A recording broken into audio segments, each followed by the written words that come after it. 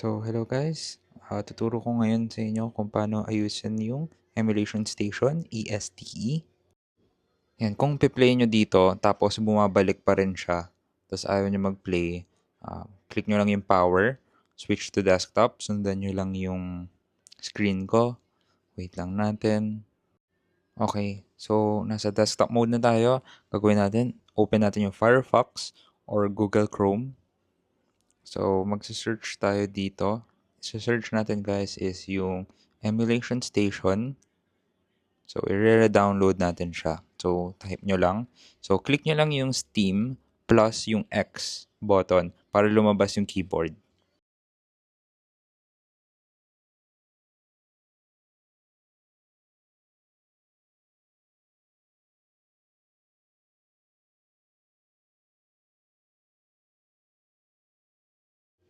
So, after nyo matype tong emulation station, hit nyo lang yung enter. And then, minimize nyo lang yung keyboard. Ayan. So, ito, yung pangalawang link, yung red. Tapos, scroll down tayo. So, ayan, gayahin nyo lang yung finger ko, yung thumb ko. So, clockwise. And then, ito, click nyo to, yung Steam Deck app image.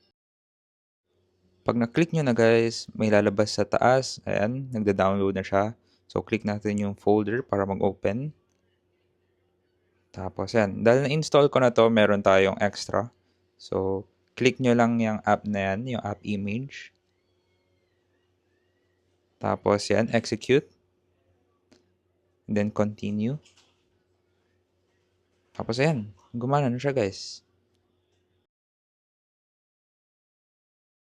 So, eto na, na-open na natin. Kaso, na-open natin siya sa desktop mode. Kailangan natin ma-on siya sa gaming mode. So, dito guys, mawawala-wala. Ayan, pag kiniklik yung start, nawawala yung main menu. Hold nyo lang yung start button para, yun, maging gamepad mode siya. Ayan, so, exit na lang natin to. Yung mga apps natin. So, exit. Gawin natin, liitan natin siya. Tapos, ang gagawin natin guys, yung app image, ilalabas natin sa desktop. Yan, wait lang guys ha. So, ayan, close natin. Then, open yung folder. Tapos, click nyo lang yan. Tapos, drag ng konti para lumit siya. Tapos, yan, select and then drag palabas para magkaroon ng copy. Move here or copy here, depende sa inyo. So, exit na lang natin to. Tapos, yan. Okay na guys. So, ako may extra copy kaya ako tinuro. Tapos, yan. And click lang natin itong return to gaming mode. Tapos, hintayin na lang natin guys. Cut ko na lang dito. So, ito guys, nasa gaming mode na tayo. So, try natin kung mag-work. Ayan guys, nag-work na. So, dito sa gaming mode, pati sa desktop mode, working na yung emulation station natin. So, sana na-copy nyo yung tutorial ko. Thank you for watching.